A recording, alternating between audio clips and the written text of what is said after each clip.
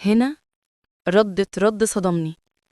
قالت لي: هو مش المفروض إنك تهون عليا، تطمني، تديني ثقة وتفاؤل، ولا المفروض تسيبني غرقانة بين خوفي من الامتحان وبين زعلي من إهمالك؟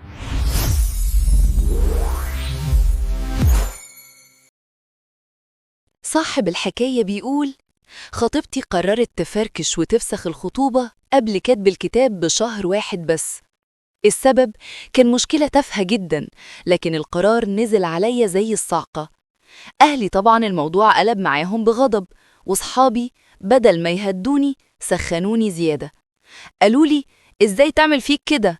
دي أهانة رجولتك، لازم تكسر قلبها وترتبط بغيرها فورا عشان تحسسها إن فراقها ده ولا يفرق معاك، وإن هي اللي خسرت مش أنت. وفعلا شيطاني لعب بعقلي، وفعلا وخلال أسبوع واحد بس كنت رحت خطبت بنت تانية اسمها سميرة. الأسبوع الأول، في أول أسبوع خطوبة، سميرة وأهلها عزموني على العشاء عندهم، بس أنا يومها قعدت مع الشلة ونسيت الميعاد تماما. تليفوني كان بيرن وما بصيتش فيه أصلا، وما خدتش بالي لما روحت البيت وش الصبح. تاني يوم بكلمها، ردت وهي متضايقة جدا وقالت لي: انت ازاي تنسى ميعاد مهم زي ده، وازاي طول اليوم ما بصيتش في تليفونك ولا حتى كلفت نفسك تكلمني وتعتذر؟ رديت عليها ببرود كعادتي وقتها، وقلت لها: كنت مشغول يا ستي، انتي ليه بتعملي مشكلة من اللا شيء؟ انت بجد مش شايف ان دي مشكلة؟ لأ، مسيت عادي وما خدتش بالي. كان الأصول تتصل بأهلي وتعتذر، بلاش تستخف بالمواقف اللي زي دي. فكرت في كلامها شوية، حسيت إن عندها حق، ورحت زرتهم بالليل والموضوع عدى على خير. الأسبوع التاني، سميرة كان عندها امتحان مادة صعبة وتقيلة. قلت لنفسي سيبها تذاكر وما تشغلهاش، وقعدت يومين ما كلمهاش بحجة إني خايف أعطلها. بعد الامتحان كلمتها: عملتي إيه في الامتحان؟ كويس. مالك؟ صوتك متغير ليه؟ انت ليه ما كلمتنيش بقالك يومين؟ انا قلت ان مزاجك مش رايق عشان قلقانة من الامتحان فما سألتش. هنا ردت رد صدمني. قالت لي: هو مش المفروض انك تهون عليا، تطمني، تديني ثقة وتفاؤل، ولا المفروض تسيبني غرقانة بين خوفي من الامتحان وبين زعلي من إهمالك ليا؟ أنا ما كانش قصدي إهمال والله، أنا سبتك تروقي بس.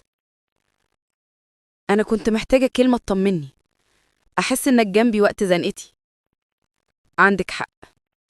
غيرت الموضوع وبدأت تتكلم وتهزر، ولا كأن كان في حاجة، لمجرد إننا تعاتبنا وصفينا.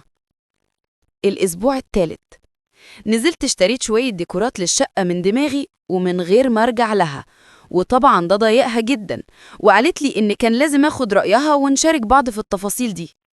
قلت لها: أنا كنت عايزة أعملها لك مفاجأة واختار لك أحسن حاجة.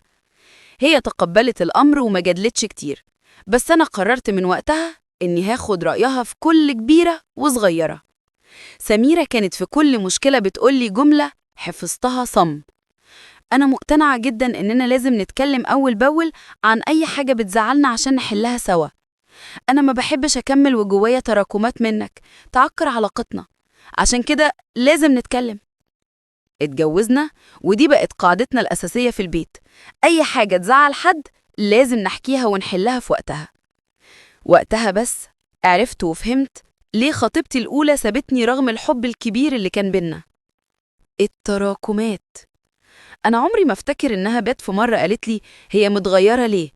كنت بشتغل وانشغل عنها كتير، وهي عمرها ما واجهتني إن إهمالي ده واجعها، فكنت بفتكر إن ده العادي. حتى يوم ما نسيت عيد ميلادها وافتكرته بعده بأسبوع، فضلت طول الأسبوع ساكتة وحزينة، وكل ما أسألها مالك تقولي مفيش. هي فضلت تعبي وتشيل في نفسها تراكمات ناحيتي لحد ما طاقتها خلصت وما بقتش قادرة تستحمل، عشان كده مشيت. التراكمات دي بتنخر في الروح وبتفرق الأحباب مهما كانت علاقتهم قوية. عشان كده نصيحة: اتكلموا، عاتبوا، وما تسيبوش الزعل يبيت بينكوا ليلة واحدة بس.